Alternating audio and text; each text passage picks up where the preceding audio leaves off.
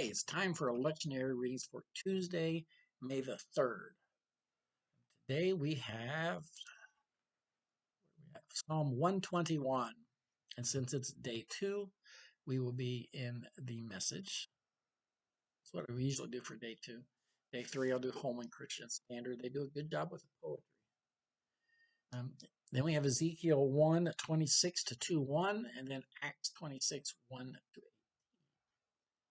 Psalm 121. I look up to the mountains. Does my strength come from the mountains? No, my strength comes from God, who made heaven and earth and mountains.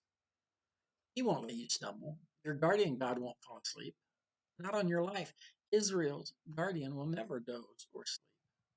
God's your guardian, right at your side to protect you, shielding you from sunstroke, sheltering you from moonstroke. God guards you from every evil. He guards your very life. He guards you when you leave and when you return. He guards you now. He guards you always. Ezekiel 1:26 to 2:1. Talking about this appearance of these creatures, the chariot. And in the dome above their heads, there was something like a throne, in the appearance like a sapphire. And seated above the likeness of the throne was something that seemed like a human form. Upward from what appeared like the loins, I saw something like gleaming amber, something that looked like fire enclosed all around. And downward from what looked like the loins, I saw something that looked like fire. And there was a splendor all around. Like a bow in the cloud on a rainy day, such was the appearance of the splendor all around.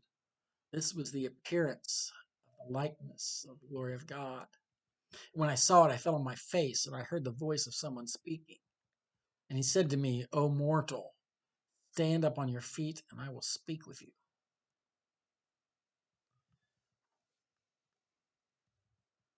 Acts 26, 1 to 18. Paul defending himself before Agrippa. Agrippa said to Paul, you have permission to speak for yourself. Then Paul stretched out his hand and began to defend himself. I'm assuming this was the oratorical posture, I consider myself fortunate that it is before you, King Agrippa, that I'm to make my defense today against all the accusation of the Jews, because you are especially familiar with all the customs and controversies of the Jews. Therefore, I beg of you, listen to me patiently. All the Jews know my way of life from my youth, a life spent from the beginning among my own people and in Jerusalem. They have known for a long time, if they're willing to testify, that I belonged to the strictest sect of our religion and lived as a Pharisee. And now I stand here on trial on account of my hope in the promise made by God to our ancestors. A promise that our 12 tribes hope to attain as they earnestly worship day and night. It is for this hope, Your Excellency, that I am accused by the Jews. Why is it thought incredible by any of you that God raises the dead? Indeed, I myself was convinced that I ought to do many things against the name of Jesus of Nazareth. That is what I did in Jerusalem with authority received from the chief priests. I not only locked up many of the saints in prison, but I also cast my vote against them when they were being condemned to death. By punishing them often in all the synagogues, I tried to force them to blaspheme. And since I was so furiously enraged at them, I pursued them even to foreign cities. With this in mind, I was traveling to Damascus with the authority and commissioning of the chief priests. When at midday along the road, Your Excellency, I saw a light from heaven, brighter than the sun, shining around me and my companions. And when we had all fallen to the ground, I heard a voice saying to me in the Hebrew language, Saul, Saul, why are you persecuting me? It hurts you to kick against the goads. And I asked, who are you, Lord? The Lord answered, I am Jesus, whom you are persecuting. But get up and stand on your feet, for I have appeared to you for this purpose, to appoint you to serve and testify to the things which you have seen me and to those in which I will appear to you.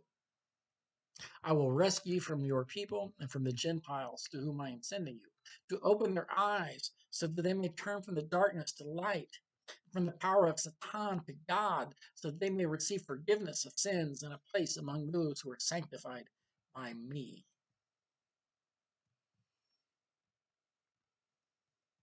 Now, I talked yesterday